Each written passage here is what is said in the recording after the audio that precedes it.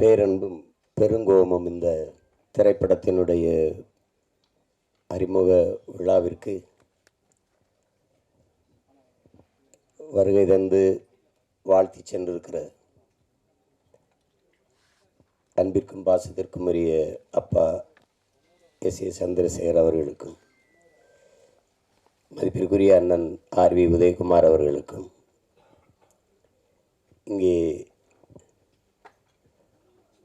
அமர்ந்திருக்கிற என் அன்பிற்கினிய தம்பிகள் வசந்தபாலன்,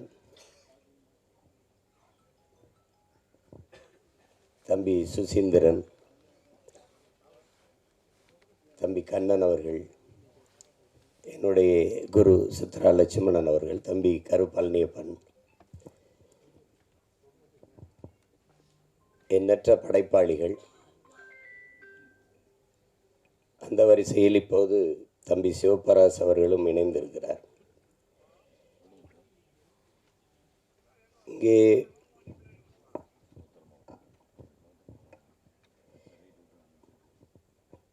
பேரன்பும் பெருங்கோபமும் ஒவ்வொருத்தரும் ஒரு விளக்கத்தை சொன்னார்கள். எல்லாரும்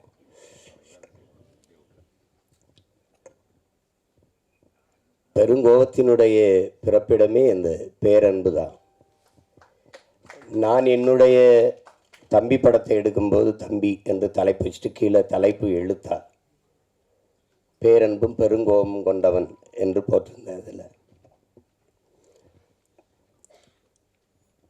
இது தம்பிங்கிறது எங்கள் தலைவரை தான் குறிப்பிட்டு எடுத்தேன்னு எல்லாருக்கும் தெரியும். அதில் அது பேரன்பும் பெருங்கோபமும் கொண்டவன் அப்படின்னு போட்டேன். அது ஏன் பேரன்பு? அவருடைய பேரன்பு, தன் இனத்தின் மீது இருந்த பேரன்பு அந்த இனம் அழித்து ஒழிக்கப்படும் போது அதை காக்க வேண்டிய பெருங்கோபத்திற்கு அவர் ஆளாயிட்டார்.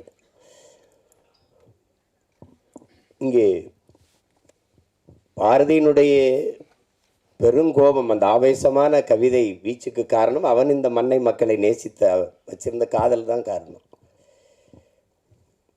அப்படி அதை உள்ளடக்கமாக வைத்து இந்த ஒரு படைப்பு படைக்கப்பட்டிருக்கு.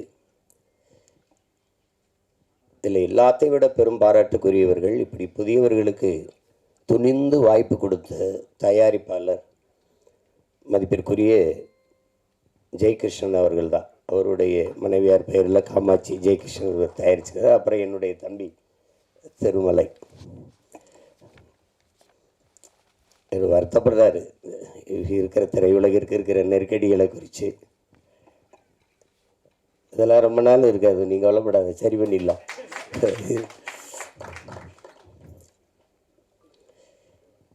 அதில் புதியவர்களுக்கு வாய்ப்பு துணிஞ்சு வாய்ப்பு கொடுக்கறதுங்கிறது அது ஒரு பெரிய சாதனை தான். அப்படி எங்கள் அப்பா எஸ்சி கூட பேசுனாங்க பாருங்கள். நான் ஒவ்வொருத்தட்டையாக போய் வாய்ப்பு, அவ்வளோ பெரிய இயக்குனரே தன் மகனுக்கு கேட்டேங்கிறார். அதில் ஒரு அழகி படம் எல்லாரும் பார்த்தாராய்ச்சோம். தேவையான அவங்கள கூட குறிப்பிட்டு பேசுனாங்க. அந்த படத்தை நம்மளால் எடுத்துட்டாப்ல. அவர் ஒளிப்பதிவாளர் வந்து படம். இப்போ அது 4 ஃப்ரேம்னு ஒரு திரையரங்கம் இருக்குது. அதில் என்னை கூப்பிட்டு காட்டுறாரு, ஏ வா வை பாரு அந்த படத்தை அப்படின்னு. நாங்கள் மாமத்தில் தான் என் தங்கச்சி கணவர் அவர், அதனால் நம்மளால் கூப்பிட்டு காட்டுறாரு. நான் படத்தை ரசிச்சுட்டு வந்து இப்படி கட்டி பிடிக்கிறேன், பாராட்டுறேன். அருமையாக எடுத்துட்ட, ஒரு காவியம் மாதிரி எடுத்துட்ட, படம் வெற்றி அடை, நீ ஒன்றும் கவலைப்படாத. என்ன என்ன அப்படியே சொல்கிற உண்மை எல்லாம் வந்திருக்கன்றியா? அப்படியா? என்ன ஒரு வயலும் ஒன்றும் சொல்ல மாட்டானே, என்ன இப்படி சொல்கிற? உண்மையை சொல்லு. உனக்கு எதுட்டு நல்லா இல்லைன்னு சொல்லிட்டு போகிறேன். தயாரிப்பாளர் இங்கே நின்றுட்டு இருக்காப்புல, உதயகுமார் தானே, உதயகுமார் நின்றுட்டு இருக்காப்புல. நாங்கள் ரெண்டும் பேசிக்கிறத பார்த்து சிரிக்கிறாப்புல. என்னதான் நண்பனாக இருந்தாலும் இப்படியா போய் பேசிட்டு போகிறதுன்றப்பல என்னை பார்த்து. அந்த படம் ஓடும்னு கடைசி வரை நம்பலை அவர். அவருக்கு நல்லா எடுத்து சொல்லும்னா, ஐயா நீங்கள் உண்மையிலே சிறந்த படத்தை தயாரிச்சிருக்கிறீங்க, அந்த படம் உண்மையிலே பெரிய வெற்றி அடையும் நம்பவே இல்லை அவர். திரைக்கு வந்து பிச்சுட்டு ஓடுது. இப்போ பெரிய விடுதி கட்டி வச்சு இருக்காப்புல, அங்கே போனால் தங்குறது. நீங்கள் தான் சொன்னீங்க அந்த படம் ஓடும்னு அப்படின்னு சொல்கிறாப்புல. இப்போ செல்வார் அடிக்கடி. அது மாதிரி அவர் ஒரு தங்கரை பற்றி எல்லாருமே பேசிட்டாங்க. ஆனால் எனக்கு தெரிஞ்ச ஒரு தங்கர் இருக்க. தங்கர் குழு விவாதம்லாம் இல்லை கதையில். ஒரே ஆள் தான், ஒரே ஆள் தான் எழுதுவார். எழுதி ஒரு வாரத்தில் அந்த கதையை எழுதிட்டு வந்து எடுத்த படங்கள் தான் அத்தனையும். பள்ளிக்கூடத்தில் அது முதல்ல ஏவிஎம் படப்பிடிப்பு நிலையத்தில் நானும் சேரனும் தங்கரும் 3 பேர் உட்காந்து பேசுகிறோம். 3 பேர் சேர்ந்து செய்யலான்ட்டு. அதில் எங்கால இதில் கோவத்தில் சேரன் அடிக்க மாட்டேன்ட்டால. அப்புறம் தான் நரேன் வந்தார். அது செஞ்சோம். அதில் ரொம்ப அழகான எழுத்தாளர். ஒரு ஒவ்வொன்றும் அவருடைய காவியம் போல் ஒரு எழுதக்கூடிய ஒரு எழுத்தாளர். நான் கூட சொன்னேன், நீயே விஜித்தை நீயே அறிமுகம் செய்யலாமே. நான் எடுத்து வச்சுருக்காப்புல டக்குமுக்கு டிக்குத்தாலம் தானே. அவன் தான் முதல்ல அந்த படம் வேணாம், இந்த படம் வரட்டுன்ட்டான் விஜித்தை. அது விஜித்து மேலே எனக்கு நம்பிக்கை இருக்குது. அதை விட எனக்கு எங்கால தங்கர் பச்சா மேலே நம்பிக்கை இருக்குது. அவள் எதையாவது எழுதி ஆகச்சிறந்த ஒரு காவிய படைப்பாக தந்தாவது விஜித்தை நிறுத்திடுவான். அதில் எனக்கு வந்து அசாத்திய நம்பிக்கை இருக்குது.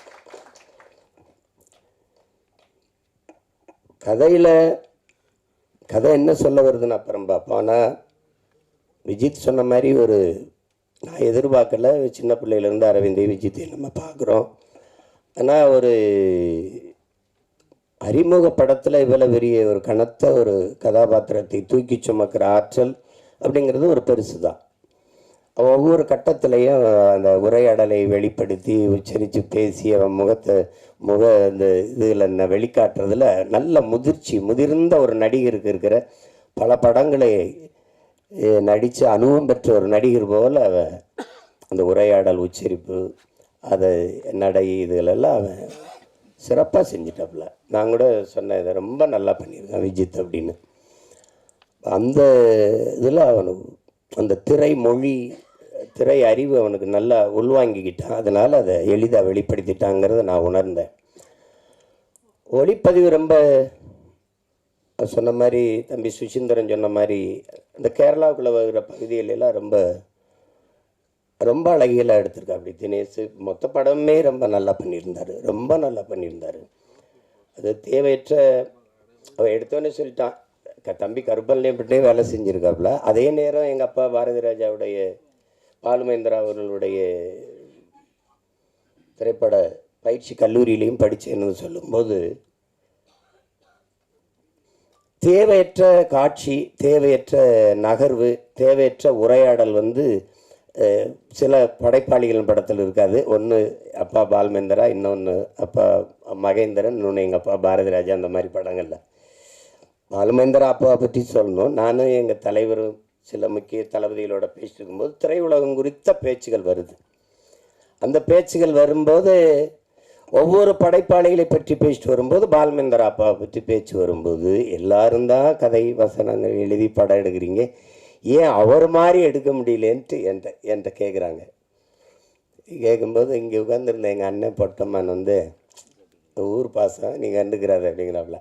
2 பேரும் ஒரே ஊர்னால ஊர் பாசத்தில் சொல்கிறாரு. ஆனால் உண்மையிலேயே அப்பா பாலுமேந்திரா படங்களையும் மகேந்திரன் ஐயா படங்களையும் நீங்கள் போட்டு பார்த்தீங்கன்னா இந்த உரையாடல் தேவையில்லை, இந்த காட்சி தேவையில்லாமல் இருக்குது, இந்த இடத்துல இந்த கருவி நகர்ந்திருக்க வேண்டாம் அப்படிலாம் நீங்கள் யாருமே வந்து குறை சொல்ல முடியாது. அவ்வளவு நேர்த்தியான படைப்பாளி. அந்த படைப்பாளியினுடைய பல்கலைக்கழகத்திலிருந்து சிவபிரகாஷ் வந்திருக்காங்கிறது இந்த படத்தை பார்க்கும்போது தெரிஞ்சது. நான் கூட தங்கட்ட சொன்னேன், தேவையற்ற பதிவு, காட்சி, உரையாடல் அப்படின்னு எதுவுமே இல்லை. முதல் படம் மாதிரி இல்லை. சிவபிரகாஷ் எனக்கு இயக்குனர் ஆகிறதுக்கு முன்னாடி இருந்து தெரியும். என்னுடைய பயணங்களில் ஒரு 4-5 ஆண்டுகள் என் கூடவே பயணித்து வந்த ஒரு தம்பி. அவர் தான் இந்த படத்தை இயக்கியிருக்காங்கிறது எனக்கு தெரியாது. அப்புறம் பின்னாடி தெரிஞ்சோண்ட ரொம்ப மகிழ்ச்சி எனக்கு அதில். அதே மாதிரி கதாநாயகி நடித்த அந்த சாலி அவர்கள், அவங்க படத்தில் அவங்க மலையாளியாக நடித்ததுனால நானும் மலையாளி அப்படின்னு தான் நினச்சிட்டு இருந்தேன். ஆனால் நல்லா நடிச்சிருந்தாங்க. படத்தில்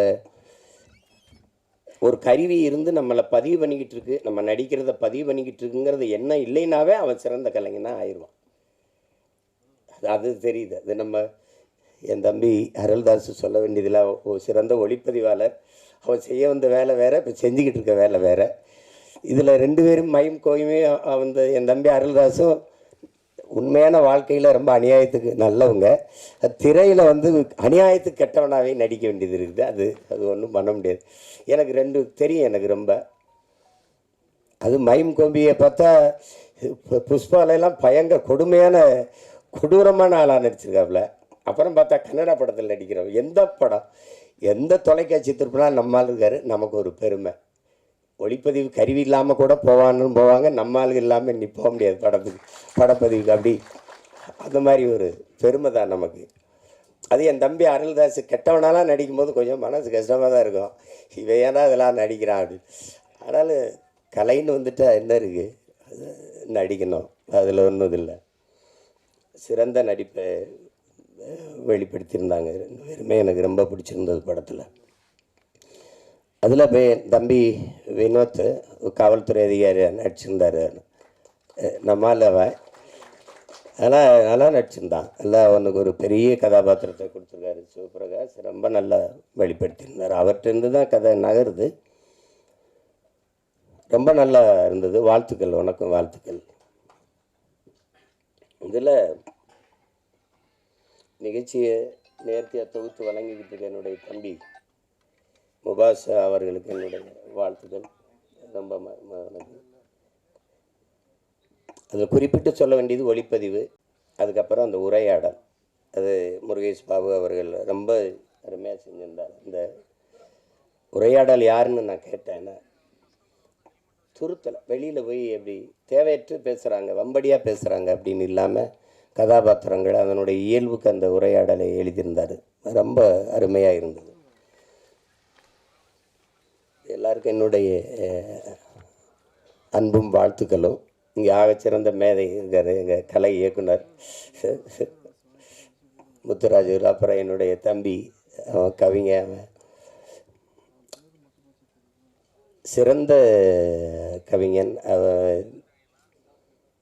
அவன் எழுதிய பாடல்கள், அதில் அவர் சொன்ன ஒரு ஐயா விஜயகாந்தை பற்றி சொல்லும்போது சரிதான், தமிழன் இவன் தான் தமிழன். அந்த பாட்டு கொஞ்சம் வலியாக தான் இருந்தது. அவருடைய இறுதி ஊர்வலம் போகும்போது அந்த பாட்டை திருப்பி போடும்போது ரொம்ப இதாக இருந்தது. அவ்வளவு சிறந்த ஆற்றலாளர்கள்லாம் இங்கே இருக்கிறாங்க. என்னுடைய குரு, அவரை பற்றி நான் சொல்லணும். நாங்கள் பசும்பன் படத்துக்கு நான் கதையை சொன்னோம். எனக்கும் எங்கள் அப்பாவுக்கும் சண்டை வராத நேரங்களே இல்லை. அப்போ பஞ்சாயத்துதார் அவர் தான். என்ன எழுதி கொடுத்தாலும் தாளை தூக்கி கீழே போட்டுருவாப்புல. சார் அது படிக்கிறதுலாம் கிடையாது அப்படின்ட்டு. நான் ஒன்றும் இல்லை, பதறதில்லை. எடுத்து பொறிக்க அப்படியே வச்சுருப்பேன், போய் உட்காந்துருவேன். எல்லோரும் பெரிய பெரிய நடிகர்கள், நான் நீண்டு பையன் ஒரு பேடு செட்டு இருபடிட்டு சிறப்பை உட்காந்துருப்பேன். திடீர்னு இந்த இடத்துல சித்ரா, இங்கே சிவா ஒரு இது பண்ணணும், ராதிகா இங்கேருந்து வரணும், இங்கே ஒரு இது வேணும், எங்கே அந்த பையன். நான் எங்கேயாவது உட்காந்துருப்பேன் தேடி. சிஷியா இங்கே வா அப்படின்னு. இன்னும் என்ன உங்கள் அப்பா வந்து வசனம் கேட்குறாரு, இங்கே வாங்க. என்னப்பா வேணும்? இங்கே 2 பேரும் பேசணும். இந்த இருக்குப்பா. அப்போ அது இதாப்பா நீங்கள் கீழே சத்து முன்னாடி தூக்கி போட்டு இல்லைப்பா, அதான்ப்பா அது. ஐயோ, ஒரு தடவைலாம் இப்படி தூக்கி போட்டார். நான் கடைசியாக வெறும் இந்த இது தான் இருந்தது, அதை தூக்கி கீழே போட்டு நடந்து சென்னைக்கு கிளம்பிட்டேன். பொள்ளாச்சியிலேருந்து நடந்தே போகிறேன்ட்டு.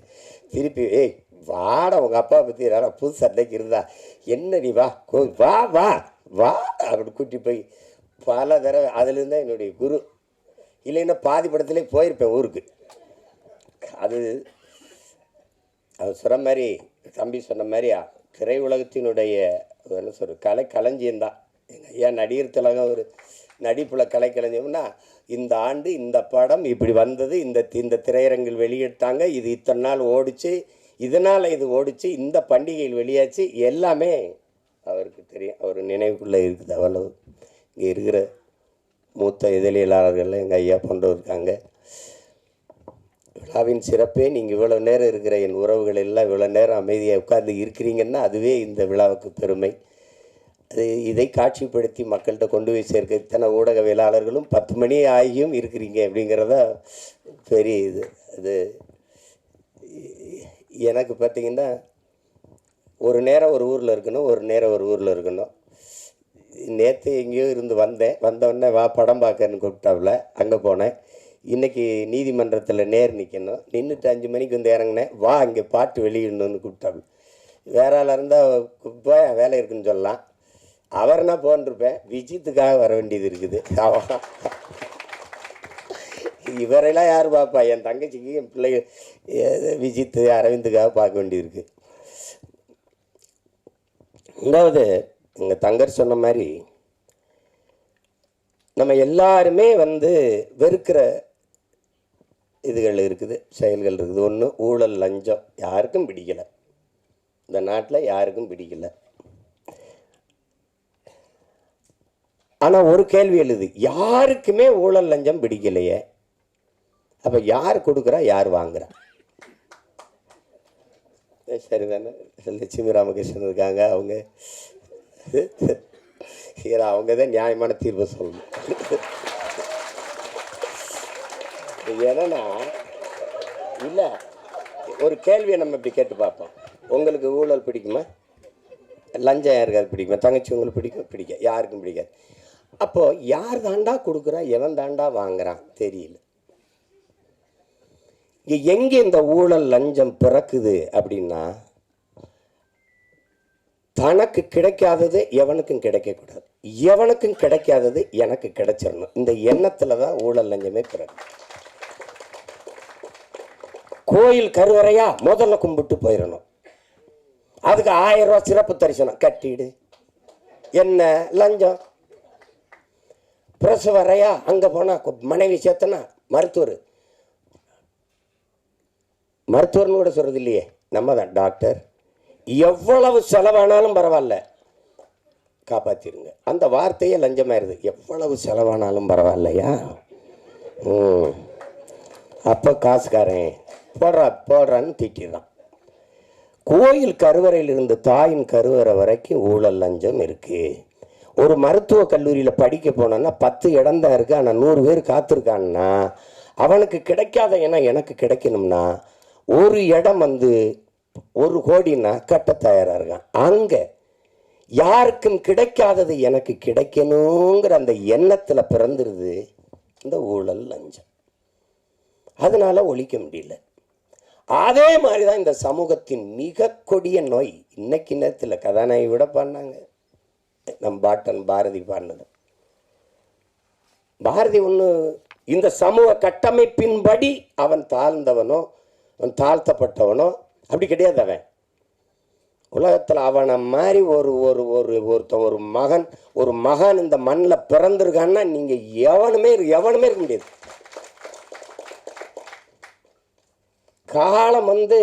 காலம் பல கவிஞர்களை உருவாக்கி இருக்குது அன்பிற்குரியவர்களே. காலத்தை உருவாக்கிய ஒரு பாவலன் உண்டென்றால் உலகத்தில் நம் பாட்டன் பாரதி தான். நாடு சுதந்திரம் அடையல 1921 செத்து போயிட்டான் பாரதி. 47 விடுதலை அடைகிற. ஆனால் ஆடுவோமே பல்லு பாடுவோமே ஆனந்த சுதந்திரம் அடைந்து விட்டோம் என்று அவன் அடைஞ்சிட்டான் சுதந்திரத்தை. நீ மாநிலம் பிரிப்பாயின்னு நினைச்சானா? மொழி வழியே மாநிலங்கள் பிரிப்பீங்கன்னு நினைச்சானா? அவன் வந்தே மாதரம் என்போம் எங்கள் மாநில தாயை வணங்குதும் என்போங்கிறான்.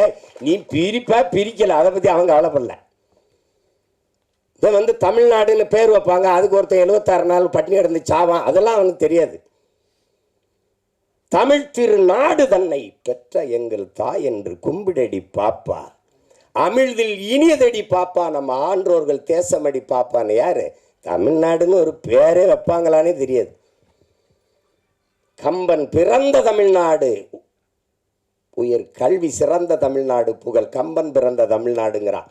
வள்ளுவன் தன்னை உலகினுக்கே தந்து வான்புகள் கொண்ட தமிழ்நாடு, நெஞ்சை அல்லும் சிலப்பதிகாரம் எனும் மணி ஆரம் படைத்த தமிழ்நாடு தமிழ்நாடு தமிழ்நாடு பாடி தள்ளிட்டான். எப்ப தமிழ்நாடுன்னு பேர் வைப்பாங்களான்னு தெரியாது. அவ்வளவு பெரிய அறிங்க. அக்கரகாரத்தில் கழுதை வரக்கூடாது, கழுதையை கையில் தூக்கிட்டு நடந்துட்டாப்புல. இந்த பாரதி படத்தில் பார்த்தீங்கன்னா தெரியுமே. மதம் மாத்துறது நீ பார்த்துருக்கா? உலகத்தில் சாதி மாத்தின ஒரே மகான் பாரதி தான் கனகலிங்கத்தை கூப்பிட்டு மீதி அடுத்து போட்டு பூணூல போட்டு இன்னையிலிருந்து நீ பறையன் இல்லை ஐயன். யாரா? சுப்பிரமணிய பாரதி பண்ணான்னு சொல்றான். போடா.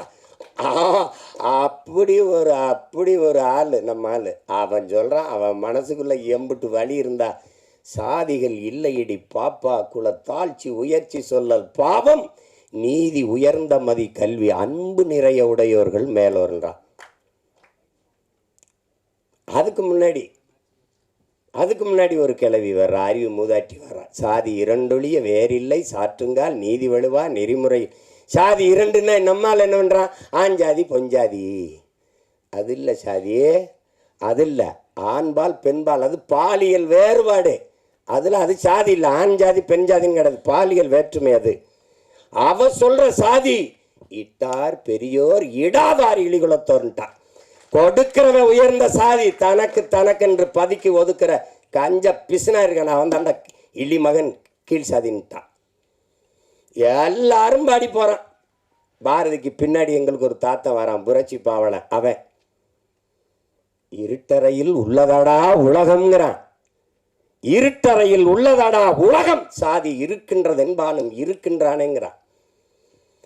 தமிழுக்கு அமுதென்று பேர், அந்த தமிழ் இன்பத்தமிழ் எங்கள் உயிருக்கு நேர்னு வாழ்ந்த அவன், தமிழ் என் உயிருக்கு நேர்னு வாழ்ந்த அவன், தமிழ் வளர்த்தல் ஒன்று சாதி ஒழித்தல் மற்றொன்றுன்னு பாடல. சாதி ஒழித்தல் ஒன்று, நல்ல தமிழ் வளர்த்தல் மற்றொன்றுனா. முதல்ல சாதியை ஒழிடாங்கிறான். சாதிய ஒளி. எல்லாரும் சமநிலை சமூகம் படைக்க தான் போராடுறான். அங்க சித்தரு புத்தரு ஞானி யோகி மகான் எல்லா காலங்களையும் சாதிக்கு எதிரான குரல், சாதிக்கு எதிரான கருத்து, சாதிக்கு எதிரான கட்டுரை, சாதிக்கு எதிரான பாட்டு, சிந்தனை, போராட்டம். ஆனாலும் இந்த சாதி சாக மாட்டேங்குது. அதே தான் சொன்னான், எல்லாரையும் சாகடிக்கிற சாதியே உனக்கு ஒரு சாவு வராதா? அதனே எல்லாரும் பாடுனான். இந்த தலைமுறையில் எங்கள் விஜித்து சிவபிரகாச அவன் பங்குக்கு ஒரு நெற்பள்ளி போடுறான் இந்த சாதியை கொளுத்துறது. சாதிங்கிறத ஒரு கொடிய சமூக நோயா இருக்கு, கொரோனாவை விட பெரிய கொடிய நோய். சாதி என்ன செய்யுது? உலகத்திலே புனிதமான ஒன்று இருக்குங்க, அன்பு, அதை கொன்றுதுங்க. உலகத்திலே நீங்க இந்த மானுடன் ஒரு அளப்பெரிய ஆயுதங்களை கண்டுபிடிக்கிறாங்க மனுஷன் அழிச்சு கொல்றதுக்கு. இந்த எல்லா ஆயுதங்களையும் அழிக்கக்கூடிய ஒரு ஆற்றல் இருக்குன்னா அது அன்புக்கு தான் இருக்கு. அன்பு என்ன செஞ்சிரும்னு பாருங்க. அமெரிக்க அதிபர் இந்தியாவுக்குள்ள வந்தா கடவுச்சீட்டு வீசா அனுமதி வேணும். இந்திய நாட்டின் முதன்மை அமைச்சர் ஐயா மோடி அமெரிக்கா ரஷ்யா போனா அவர் கடவுச்சீட்டை காட்டணும், அனுமதி உள்நுழைவு அனுமதி வேணும், வீசா அனுமதி உள்நுழைவு அனுமதி வேணும். ஆனால் ஒன்றுமே இல்லைங்க இதில். ஒருத்தி ஒன்றுமே இல்லை, அன்னை தெரேசான்னு ஒருத்தி ஒன்றுமே இல்லை. அவளுக்கு ஒன்றுமே கிடையாது. அவள் எந்த பதவிகளெல்லாம் ஒன்றும் இல்லை. பாருங்க, எல்லா நாடுகள்லையும் பணி செஞ்சு வந்து இந்தியாவில் தங்கிட்டா. அவளுடைய சேவை நிறைய தேவை இந்த நாட்டுக்கு இருந்துட்டா. அப்போ உலக நாடுகள் அந்த அன்பு தாயை பார்த்து சொல்லுது, அவளுக்கு கடவு சீட்டு இல்லை, உள்நுழைவு அனுமதி இல்லை, வீசா இல்லை, எந்த நாட்டுக்கு வேணாலும் நீ வா தாயே, உனக்கு எங்கே தங்கணும்னு விருப்பமோ அங்கே நீ தங்கிக்கலாம், எந்த இடத்துல நீ குடியேற நினைக்கிறியோ அங்கே குடியேறிக்கலாம்னு உலகம் இருகரமும் விரித்து அந்த தாயை வரவேற்றதென்றால் உலகத்தை தன் அன்பால் சுருக்கி விட்டா ஒரு மனுஷி. அந்த அந்த மதம் சாதி எல்லாம் பேசிட்டுக்கிறானா, எல்லாவற்றிலும் புனிதம் ஒன்று இருக்குது, மனிதம். அந்த மனிதத்தை கொன்றுது. ஆகச்சிறந்த ஒன்று அன்பு, அதை கொன்றுது இந்த சாதி. சாதி மதம் நீங்கள் என்ன சாதாரண நினைக்கிறீங்களா? கல் சாராயம், இந்த கஞ்சா அவினு கொட்கைன்னு இந்த இதெல்லாம் இருக்குல்ல, அது போட்டால் தான் புதையிரும். சாதி மதமும் சொன்னால் ஏறிடும்ன்றான். இந்த மார்க்ஸை விடவா ஒரு மேதை இருக்கான் அந்த நாட்டில். 2000 ஆண்டுகளில் இவனை போல ஒரு சிந்தனையால் இன்னும் பிறக்கலைன்றான். அவனே சொல்கிறான் மதம் ஒரு அப்படின்னு சொன்னா ஏறிடுன்றான். மற்ற போதையெல்லாம் படுத்து தூங்கினா இறங்கிரும். சாதி மத போதை ஏறிச்சுன்னா செத்து பாடையில் போனாலும் ஏறாது. ஏன்னா தனி சுடுகாடு அவனுக்கு. செத்தாலும் ஆறுமுக கவுண்டர் சுப்பிரமணிய நாடார்னு எழுதி வைப்பானா இல்லையா கல்லறையில்? செத்தாலும் போகாது. இந்த சாதி ஒரு சமூக நோய். குறிப்பாக எங்களுக்கு தமிழ் தேசியர்களுக்கு வந்து பெருநோய். இந்த மண்ணில் பிறந்த ஒரு பெரிய புரட்சியாளன் எங்களுடைய அண்ணன் தமிழரசன் அவர்கள் எழுதுகிற, டேய் சாதி மதம் சாராயம்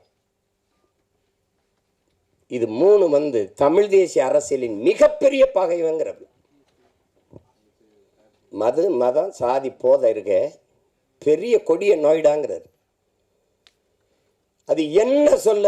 இப்போ தேர்தலில் நம்ம வேலை செஞ்சு போவேன் எல்லாம் சரின்னு விடும், என்னதானாலும் நம்ம சாதியை விட்டு கொடுக்க முடியாதுலன்றான்.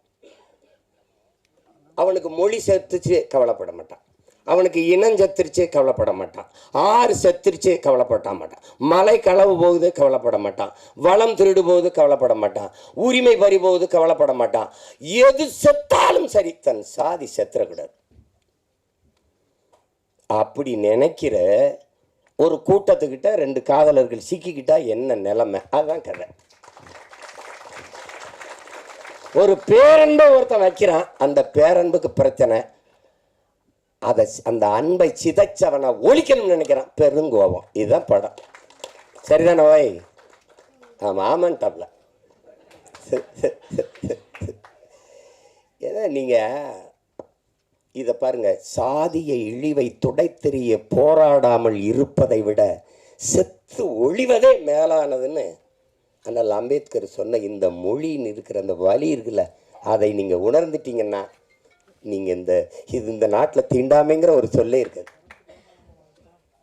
நீங்கள் நினச்சி பாருங்கள் எவ்வளோ வலின்னு தான்னா, யாருக்கு அடிமை இல்லை, எனக்கும் யாரும் அடிமை இல்லை. இந்த எண்ண ஓட்டம்தான் இங்கே எல்லாருக்கும், இந்த மானுடத்தில் எல்லாருக்கும் தேவைப்படுது. இதுதான் இங்கே இருக்கிற சிக்கல். இப்போ பாருங்க, என்னரும் மக்களே சிலர் பாருங்க, என்னரும் மக்களே, இந்த பூமியில் பிறந்து தாழ்த்தப்பட்டவர்கள், தீண்டத்தகாதவர்கள் கோயிலுக்குள்ளே வரக்கூடாது, குளத்தில் குளிக்கக்கூடாது, தெருவில் நடக்கக்கூடாது, இப்படி இந்த தீண்டாமை இழிவை சுமந்து நீங்கள் படுகிற இந்த பாடை பார்க்கும்போது என் இதயம் நொறுங்கி ரத்தம் வழிகிறது. இதற்கு நீங்கள் தாயின் கருவறையிலே கலைந்து போயிருக்க கூடாதா அப்படின்னு ஆவேசமா தன்னுடைய வலியை வெளிப்படுத்துறார் அண்ணல் அம்பேத்கர். அததான் தோணுது. எத்தனை வலி, எவ்வளவு வலியின் மொழி அது. இன்னுமா அந்த கொடுமை, இன்னும் தொடருது. அதை பாருங்க, பிறப்பின் அடிப்படையில் பேதம் பாராட்டுகிற, உயர்ந்தவன் தாழ்ந்தவன் என்ற பாகுபாடு பாராட்டுகிற இந்த கொடிய நோயை ஒழிக்காது சமநிலை சமூகம் பிறக்காது. இதற்கு என்னைக்கு சொல்றான் பாருங்க, அந்த இதில் படத்தில் கூட வருது பாருங்க, நம்முடைய அது குரல் ஒளியில வருது. நம்ம பாவா செல்லத்துறைவர் சொல்றாரு பாருங்க, பிறப்பு ஒக்கும் எல்லா உயிருக்கும்னு வள்ளுவ பெருமகனார் தந்தருளிய மறைமொழியில் எத்தனை ஆண்டுகள், 1000 ஆண்டுகளுக்கு முன்னாடி பாடுறாரு, எத்தனை 1000 ஆண்டுகளுக்கு முன்னாடி பாடுறாரு. இப்போ அந்த காலத்திலேயே இந்த ஏற்றத்தாழ்வு இருந்திருக்குது. பிறப்பு ஒக்கும் எல்லா உயிருக்கும், எல்லா மானுடருக்கும்னு சொல்லவே இல்லை நம் மூதாதை, எல்லா உயிருக்கும் பிறப்பு ஒக்கும்ன்றது. அதுல பிறப்பின் அடிப்படையில் பாகுபாடு, உயர்ந்தவன் தாழ்ந்தவன். இதுல பாரதி ஏன் ஆகச்சிறந்த மானுடன் பாரதி கிட்ட கேட்கப்படுது, எங்க நோய், நாம பிரம்மனின் தலையிலிருந்து பிறந்தோம், சத்திரியன் தோலிருந்து பிறந்தான், வைசியன் தொடையிலிருந்து பிறந்தான், அந்த சூத்திரன் காலில் இருந்து பிறந்தான், இந்த பஞ்சமன் ஒருத்தருக்கான அவன் எதில் பிறந்தான்னு பாரதி கிட்ட கேட்கப்படுது.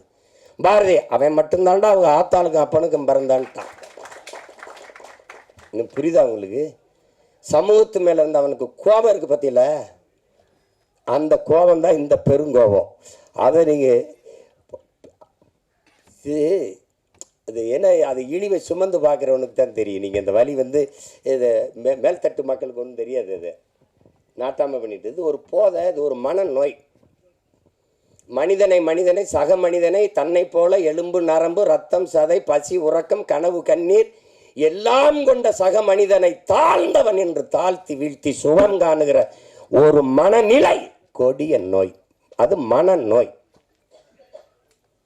அதான் அங்க இருக்கிறது. ஒத்ததறிவார் உயிர் வாழ்வார் மற்றெல்லாம் செத்தார் வைக்கப்படும் தான் வள்ளுவ பெருமகனார். காரணம் என்ன?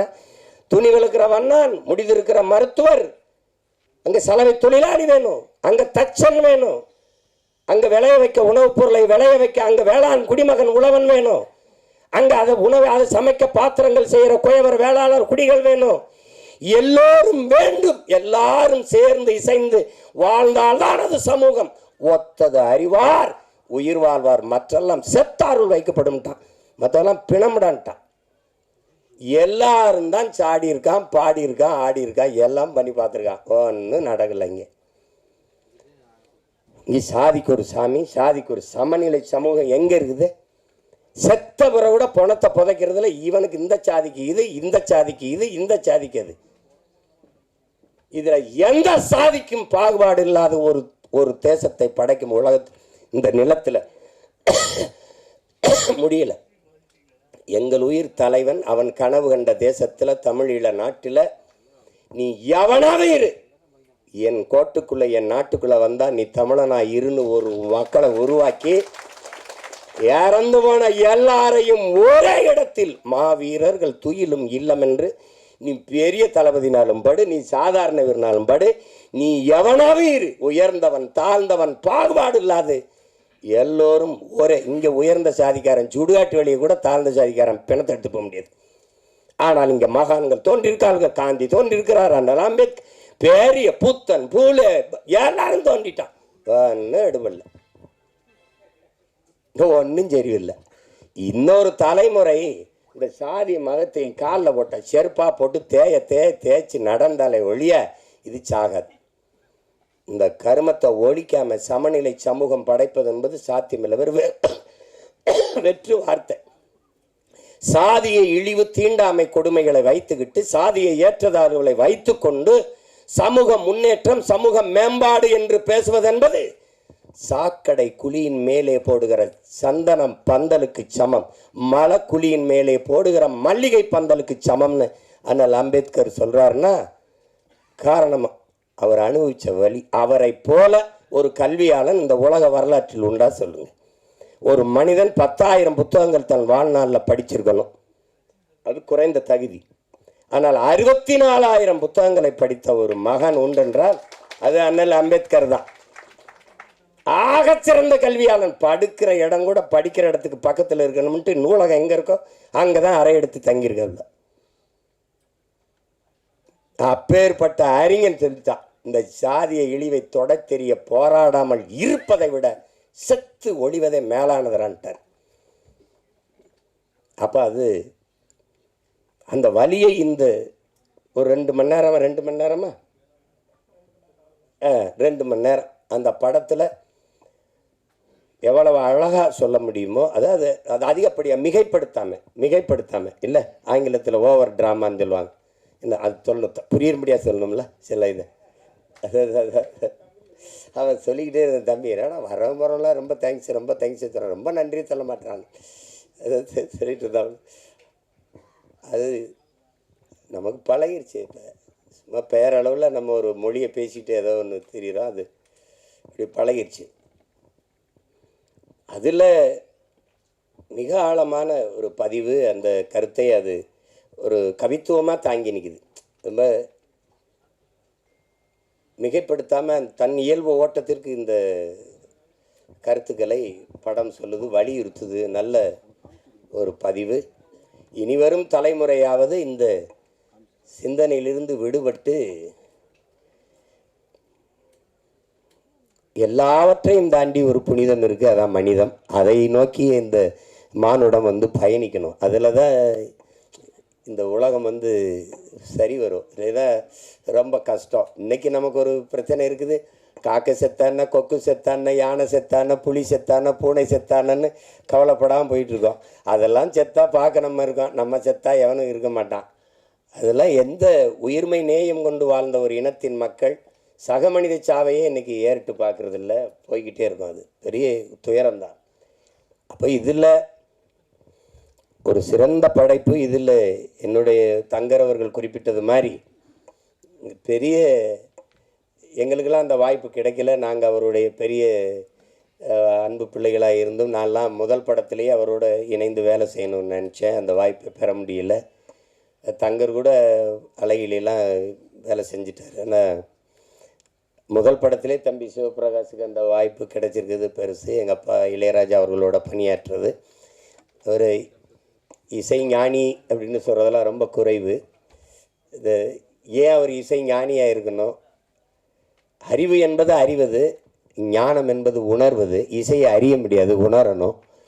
அதனால் அவர் இசை ஞானி என்று ஐயா கருணாநிதி அவர்கள் வச்சு அழைச்சதுனால அது இசை ஞானின்னு வந்துட்டது. அதையும் தாண்டி அவரை சொல்லணும்னா அவர் இசை இறைவன், இசை அமைப்பது இசையமைப்பாளர், இசையை அருளுவது. ஒரு இறைவன்கிட்ட போய் என்ன வேணாலும் கேட்பான் பாருங்கள். இந்த தேர்வில் நான் வெற்றி பெற்றணும், எனக்கு அதிக மதிப்பெண்களை கொடுத்துரு, எனக்கு கை காலுக்கு நல்ல சுகத்தை கொடுத்துரு, எனக்கு நிறைய மூளையை கொடுத்துரு, எல்லாம் என்ன கேட்டாலும் கொடுத்துருன்னு நினைக்கிறான் பாருங்க. அப்படி கொடுக்கும்னு நம்பிக்கை உள்ள ஒன்றுக்கு பேர் இறை என்று வச்சோம். நீ என்ன வேணாலும் கேளுங்க, தந்துடும். அப்போ இங்கே கிராமத்தில் இப்படி ஒரு பாட்டு போடுவார். நீங்கள் வேணா பாருங்கள், உலகத்தில் இப்படி ஒரு இசை அறிவு கொண்ட, இசை ஆற்றல் கொண்ட ஒரு மேதை, பீத்தவன், பால்மரியட்டு, மோசாட்டு எல்லாம் சொல்லுவாங்க. கொண்டு வந்து எங்கள் ஊர் படத்துக்கு ஒரு 2 மணி நேரம் பின்னணி இசை வாசின்னு சொல்லுங்கள், தெரிஞ்சிடும் யாரும் பெரிய மேதைன்னு. என்ன முத்துராஜ் போட்டு வாசிக்க சொல்லுங்கள். தளபதின்னு ஒரு படத்தை எடுத்துக்கிறங்க. ஒரே இசையமைப்பாளர், ஒரு மியூசிக் கம்போசர், ஒரு இசையமைப்பாளர் ஒருவரே இந்த படத்துக்கு இசையமைச்சிருக்காரு, இந்த பாடல்களை உருவாக்கியிருக்காருன்னு யாராவது ஒத்துக்கிட்டா சொல்லுங்க. எடுத்த உடனே ஒரு பாட்டு, சின்ன தாயவள் தந்த அந்த பாட்டு போகும். கொஞ்சம் நேரம் அடி ரக்கம்மா கையை தட்டு சாங்கு சக்கு சக்கு சக்குன்னு போகும். அதில் வந்து தேவாரத்திலிருந்து ஒரு இதை போடுவார், கும்பிட்ட குரு ஒரு போடுவாங்க, சோபன அறிமுகத்துக்கு ஒரு இதை போடுவார். திருப்பி காட்டுக்குயில் மனசுக்குள்ளே பாட்டுக்குன்னு ஒன்று போகும். தின்னு சுந்தரி கண்ணால் ஒன்று போ, யமுனையாற்றிலே ஈர காற்றிலே, குட்டியா பீத்தவன் வா, மோசாட்டு வா, பால் மறிட்டு வா, போடுறா. அப்படி 7 பாட்டு போட்டு விடாப்பா, சேதறிடுவான். யமுனை ஆற்றிலே ஈர காற்றிலே கண்ணனோடுதான் பேட. இவர் தான் சங்கு சக்கு சக்கு சக்கு, அதான் அவர் தான் கம்போசர். காட்டுக்குயில் மனசுக்குள்ளே பாட்டுக்கு அதான் கம்போசர். திருப்பி ஒருத்தர் சுந்தரி கண்ணாலூர், அது எல்லாம் ஒரே ஆளுன்னு சொல்லி எவனாவது உலகத்தில் நம்பிட்டானா என்ன கேள்வி? அது எங்காலால் தான் முடியும். இப்போ டோனி சிறந்த ஆட்டக்காரர் தான், ஆனால் அவருக்கு சென்னை சேப்பாக்கம் மைதானம் தான் சரியாக இருக்கும், மற்ற இடத்துல சரியாக ஆட மாட்டார். அப்படிலாம் இல்லை, எங்காலும் எந்த திடலில் விட்டாலும் அடிப்பார். நீ இது ஹோம் பிச்சும்பா, அது ஹோம் கிரவுண்டுலாம். எங்கள் அப்பாவுக்கு எல்லா கிரவுண்டும் ஹோம் கிரவுண்டு தான். நீ நகைச்சுவையாக படம் எடு, நீ எதாவது எடு, எல்லாத்துக்கும் இசைப்படும். இது ஒன்றும் வேணாம். நீ என்ன நாயகன் படத்தை திருப்பி நான் சொல்கிறேன், அந்த சீமான் சொன்னதுக்காக ஒரு தடவை பண்ணு. எடுத்த உடனே ஒரு சின்ன பையன் அவங்க அப்பா தொழிற்சங்கத்தில் பாரு கொண்டுருவாங்க. இங்கேருந்து கருவிக்குள்ளேருந்து, அது ஃப்ரம் தி கேமராங்கிறது, இங்கேருந்து ஓடுவான் ஒரு சின்ன பையன். ஓடும்போது தூத்துக்குடியிலேருந்து ஓடும்போது அப்படி தென்பாண்டி சீமையிலே தேரோடு வீதியிலே மான் போல வந்தவனே யாரடிச்சார். அந்த பாட்டுக்கு தாளம் இல்லை, வெறும் புல்லாங்குழல். தாரதாரி அப்படியே போய் பொழுது அடைஞ்சிடும். பொழுது விடியும் மும்பையில் படுத்து கிடப்பான். இதையெல்லாம் எங்கள் அப்பாட்ட சொன்ன வச்சுக்க, டே நீ எதையுமே மறக்க மாட்டேங்கிறாயிடா. அது இல்லைப்பா, மறக்கிறதுக்கா பார்க்குறது. இது ஒரு இசையே இல்லை. அண்ணன் கமலஹாசன் வந்து இந்த பிள்ளைகள்லாம் அப்படி ஒரு கொசு வலைக்கு கீழே படுத்துருக்கும்போது அப்படி தென்பாண்டி சீமையில் தேரோடு வீதியில், அது அண்ணன் குரலில் வரும். அந்த கமல் அண்ணன் பாடும்போது அதுக்கு தாளம் போட்டிருப்பாப்புல, நல்ல தாளம், தபேலாலாம் வாட்சி போவாப்புல. இது அப்பப்போ வரும்போதெல்லாம் தபேலா போயிட்டே இருக்கும். கடைசி எங்கள் அண்ணன் செத்துருவாப்புல, சுற்றுவான். அந்தவன் செத்து இப்படி விழுந்த உடனே அந்த கோட்டை சரிஞ்சிருச்சு, அந்த பேரரசு இடிஞ்சிருச்சு, அழிஞ்சிருச்சு. இப்போ தென்பாண்டி சீமையிலே டங் முரசு அதிருது. இந்த உலகத்தில் இப்படி ஒரு இசையமைப்பாளர் காட்டுறான். உலகத்தில் இப்படி ஒரு இசையமைப்பாளர். அவர் ஒரு திரைக்கதை, என்ன ஒரு திரைக்கதை எழுதுறான், வசனம் எழுதுறான். அவர் தனியாக உட்காந்து ஒன்று எழுதிட்டு இருப்பாப்புல. இப்போ நான் சொல்கிறது உங்களுக்கு இதை மணிரத்னம் ஐயா வந்து சொல்லி வாங்கியிருப்பாருன்னு நினைக்கிறீங்களா? இந்த இடத்துல தவேலா போடுங்க, இந்த இடத்துல வெறும் புல்லாங்குழல்லே போங்க, அங்கே வந்து அவர் இறந்துட்டார், அவ்வளோதான், கோட்டையே சரிஞ்சு விழுந்துருச்சு. அப்போ முரசு அதிர்தான், தென்பாண்டி சீமையிலே டம் தேரோடு வீதியிலே டம். இந்த மாதிரி இங்கே போய் பாருங்க. அவர் சொல்கிறதுக்கு என்ன இருக்கு, எத்தனாயிரம் பாட்டு ஒவ்வொன்றும் அப்படி தான். இதுதான் எங்கள் இளையராஜா. அதனால தான் இசை இறைவன், இசையை அருள்வார். இன்றைக்கெல்லாம் ஒரு என்ன நடக்குது, பாட்டுக்கு மெட்டமைச்சிக்கிட்டு இருக்கோம். அது ஆங்கிலத்தில் கம்போசிங். 4 மாதம் 3 மாதம் 6 மாதம் அது வந்து வரும்போது வரும். எங்கள் தங்கருக்கு விஜித்துன்னு பேர் வந்த மாதிரி வரணும், ஒரு மெட்டு வரணும் இல்லையா, அப்படி வரணும். ஆனால் எங்கால் எப்படி தெரியும்ல, இங்கே இருங்க, காலையில் ஒரு பாடல் மாலையில் ஒரு பாடல் பதிவு பண்ணி அனுப்பிடுவோம்ல. இப்போ சின்ன தம்பி பாடல்லாம் எவ்வளோ புகழ் பெற்ற வெற்றி பாட்டு, எவ்வளோ நேரத்தில் இசையமைச்சு மெட்ட அமைச்சிருப்பாருன்னு நினைக்கிறீங்க? அரை மணி நேரம் தான், அரை மணி நேரம் தான். அடுத்தாலாம் சொல்கிறதுக்கு இல்லை, நான் தான் இருந்திருக்கேன். நான் எங்கள் அப்பா மணிவண்ணனுடைய இணை இயக்குனர், அவர்கிட்ட பெட்டி வச்சுக்கிட்டு நின்றுட்டு இருந்தேன் நான். அவர் நின்றுக்கிட்டே இருந்தேன், அவர் கண்டுக்கலை. தம்பி அந்த இடத்துல இந்த பாட்டு ஒன்று பாடி கட்டி நில்லடா, அது எப்படி வரும்னு சொல்கிறா, அது சொல்கிறா ஐயாட்டா அப்படின்னோடனே, அது இன்னும் இவனை பாட சொல்கிறாரு, நான் பெட்டியோட நிற்கிறேன், நாங்கள் 2 பேரும் தான் போயிருக்கேன். அவர் சொல்கிற என்னது யார், என்னோட எங்கள் அப்பா சொல்கிறார் அசோசியேட் டைரக்டர். நான் ப்ரொடக்ஷன் மேனேஜர் நினச்சேன். அப்படியா, சரி பெட்டி உட்கார் பாடு கேட்டு. நான் ஒரு பாட்டு பாடுறேன், கண்ணில் ஏதோ மின்னல் அடிச்சு, அது எப்பறம் அந்த இடத்துக்கு சரியாக வரும். நான் ஒன்று போடுறேன், நான் போடுறேன். இந்த பாருங்க, நீங்கள்லாம் நம்புங்க ஏங்க, என் குலதெய்வ வீரமாகாளி ஆணையாக சொல்கிறேங்க, சத்தியமாக இந்த பாருங்க, இப்படி போடுறாப்புலுங்க, இவ்வளோதாங்க. இந்த கை இங்கே போயிருக்கு, கை இப்படி அமுக்காது. மயில் இறகால வருடுன்னு அப்படி இருக்கும், அப்படி மெதுவாக அப்படி வருடும் அப்படிங்க. அந்த கட்டையை விரலை வச்சு கொஞ்சம் இப்படி வந்துட்டு, சங்கிலியை போட்டோம் தங்க கேளிக்கு சங்கிலி தான் போடணுமே. இந்த படத்தில் பூராமே அவர் தான் எழுதியிருக்காரு, பாட்டு பூரா எழுதியிருக்க முடியாது, அப்படியே பாடியிருப்பார். சரிதானே சிவபிராஜ்? அப்படியே பாடுவாருங்க.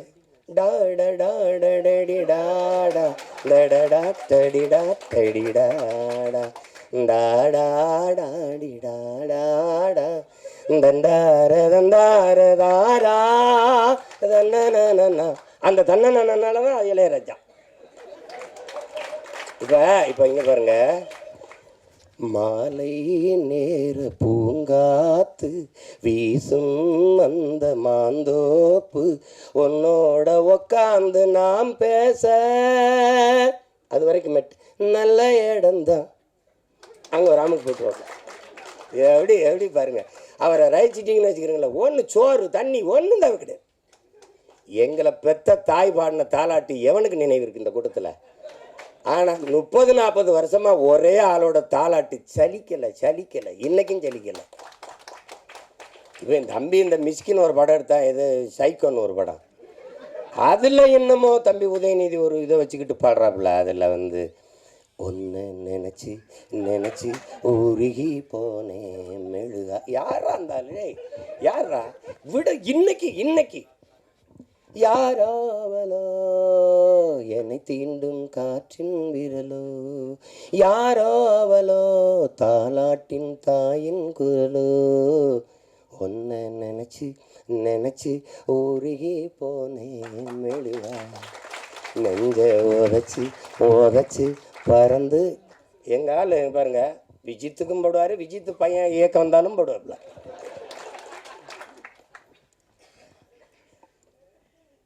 அது வந்து வரும். எப்போவாது அரிதான அவதாரங்கள், எப்படி இலக்கிய உலகில் பாரதி வந்தானோ அது மாதிரி இசை உலகில் எங்கள் அப்பா இளையராஜா, அது ஒரு வரம். அதனால் இசை இறைவனின் ஆசி பெற்ற ஒரு படம் இது. அதனால் இது ஒரு மாபெரும் வெற்றி அடையணும். நான் வந்து உளமாற வாழ்த்த வந்திருக்கேன். நான் வந்து இது ஏன்னா எங்கள் விஜித்தோட படங்கிறதுனால, தங்கர படம் எடுத்து கூப்பிட்டா போய வேலை இருக்குது எனக்குன்னு போயிருப்பேன். அது அவர் தெரியும். சிரமந்தான். இப்போ போய் 3 நாள் ஆச்சு இப்படி சுற்றிட்டு திரிஞ்சு, காலையில் இன்னும் ஓடணும். அது ஆனாலும் இந்த இந்த விழாவும் இந்த நிகழ்வும் எனக்கு ரொம்ப முக்கியமானது. எனக்கு ரொம்ப முக்கியமானது. அது நான் வந்து அரவிந்து தான், எங்கே அரவிந்து? அவன் தான் இந்த வேலையை செய்ய ஆரம்பிப்பான்னு நினச்சேன் நான். ஆனாலும் விஜித் வந்திருக்கான். எனக்கு நான் இவ்வளவு விஜித்திட்ட எதிர்பார்க்கலை. ஒரு முதிர்ந்த நடி எங்கள் அண்ணன் சந்திரசேகர் இருக்காங்க. அவங்க வந்து அந்த பாலைவனச்சோலையில் நடித்த போது அவ்வளவு இதாக இருக்கும். அந்த உரையாடலை வெளிப்படுத்துகிற ஆற்றல், அந்த இதெல்லாம் உடல் மொழியெல்லாம் ரொம்ப மென்மையாக அதை மாதிரி நடிச்சிருக்கான். அது முதல் படம்னு சொல்ல முடியாத அளவுக்கு நடிச்சிருக்கான் விஜித்து. பாராட்டுகள். அதில் ரொம்ப பெருமைக்குரிய ஒரு நிகழ்வு. இதில் நீங்கள் விஜித்தை பாராட்டுவது தங்கரை பாராட்டுவதும் தான், என்னை பாராட்டுவதும் தான், இங்கே இருக்கிற ஒவ்வொருத்தரையும் பாராட்டுவதும் தான். இருந்தாலும் அது அவனுக்கு ஒரு தொடக்கம். தேவயானி அவர்கள் சொன்னது போல் உன்னுடைய தனித்திறமையில் தான் நீ வெல்லணும். அது முக்கியம். யாருக்குமே வந்து அந்த புகழுங்கிறது ஒரு முகவரி அட்டை போல் பயன்படும். ஆனால் நீங்கள் செய்கிற வேலையினுடைய ஆற்றலை பொறுத்து தான் நீங்கள் நிலைத்திருக்க போறீங்களா இல்லையாங்கிறது நிரூபிக்கப்படுது. இப்போ அண்ணன் சிவகுமாருடைய பிள்ளைகள் தம்பி சூர்யாவும் கார்த்திக் வந்தாங்கன்னா, சிவகுமாரன் மகன்கள்ங்கிறது ஒரு அறிமுகத்துக்கு சரியாக இருந்தது. தன் ஆற்றலால் நிரூபித்தாங்க. அது மாதிரி தான் எங்கள் அப்பா என்ன தான் எஸ்ஏசி அவர்கள் அவனை அறிமுகப்படுத்தலான்னு தம்பி விஜயை தன்னுடைய தனித்த ஆற்றலால் இன்னைக்கு இவ்வளோ பெரிய புகழ்பெற்ற ஒரு இடத்துக்கு வந்திருக்காருன்னா உழைப்பு. எப்படி பார்த்தாலும் உடன் பிறந்தார்களே, வெற்றிக்கு ஒரே ஒரு வாய்ப்பு தான் இருக்குது, கடுமையான உழைப்பு. அதை தவிர எல்லா வேதனைக்கும் ஒரே ஒரு மருந்து தான் சாதனை. சாதனையை எப்படி தொட முடியும்? வெற்றியின் மூலமாக. வெற்றியை எப்படி அடைய முடியும்? கடுமையான உழைப்பின் மூலமாக. அதனால் உழைப்பு உழைப்பு உழைப்பு, அதை தவிர ஒன்றும் கிடையாது. இந்த பேரன்பும் பெருங்கோபத்துக்கு உங்கள் எல்லாருக்கும் எளிய உதாரணம் சேகுவேரா. அவங்களுக்கு தெரியும், கியூபா விடுதலை புரட்சியாளன். பசியோடு இருந்தார்கள் மக்கள், உணவளித்தேன், மனிதாபிமானி என்றார்கள். அது அவனுடைய பேரன்பு. ஏன் இவர்களுக்கு உணவு கிடைக்கவில்லை என்றேன், என்னை கம்யூனிஸ்ட் என்றார்கள் தான். அது மாதிரி அந்த உணவு ஏன் கிடைக்கவில்லை என்ற கேள்வி எழுப்பின கோபம்தான். அது உணவு அளித்தது பெரும் பேரன்பு. அவர்களுக்கு ஏன் உணவு கிடைக்கவில்லை என்று கேள்வி எழுப்பியது பெருங்கோபம். அதுதான் இந்த சமூகத்தை பார்த்து இந்த படம் பல கேள்விகளை எழுப்புது. எத்தனை காலத்துக்குடா இந்த சாதி சனியனை வச்சு எங்களை சாகடிப்பீங்கன்னு அன்பு கொண்ட நெஞ்சங்கள் கெஞ்சுது. அதான் படம். தயவு செய்து படத்தை பார்த்து ஆதரவு கொடுங்க. ஊடகவியலாளர்கள்லாம், ஐயா ரஜினிகாந்த் படம் வந்தால் எப்படி எழுதுவீங்களோ, தம்பி விஜய் படம் வந்தால் எப்படி எழுதுவீங்களோ, அதுபோல் இது படம் புதியவர்களை வரவேற்கணும். அது இல்லைன்னா புதிதான ஒன்று எதுவும் வராது. இப்போ என்னையெல்லாம் தேர்தலில் போட்டியிடுறேன்னே யாரும் சொல்கிறது இல்லை. கருத்து கணிப்பில் கூட இந்த கட்சின்னு ஒன்று இருக்குது, சீமான்னு ஒருத்தர் இருக்கான், அவனும் போட்டி போட போகிறான்னே சொல்கிறதில்ல. அங்கே இருக்குது ஒரு பெரிய தீண்டாமை. அதை ஒழிக்க நான் போராடிட்டு இருக்கேன். இது சமூகத்தில் இருக்க தீண்டாமை ஒழிக்க தம்பி எல்லாம் சேர்ந்து போராடுறாங்க. எல்லாருக்கும் என்னுடைய அன்பும் வாழ்த்துக்களும்.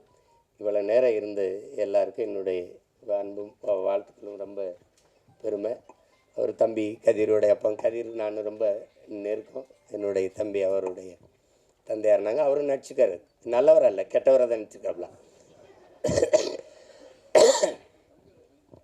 கொஞ்சம் கொஞ்சமாக சாகும், சாதி கொஞ்சம் கொஞ்சமாக சாகும். சமூக மாறுதல்கள் வந்து கொண்டிருக்கு. இப்போ இன்னொரு தலைமுறை மாறி வருது. அந்த மாற்றத்திற்காக நாம் எல்லோரும் காத்திருக்கிறோம். உங்கள் எல்லாருக்கும் என்னுடைய அன்பும் வணக்கமும். நன்றி.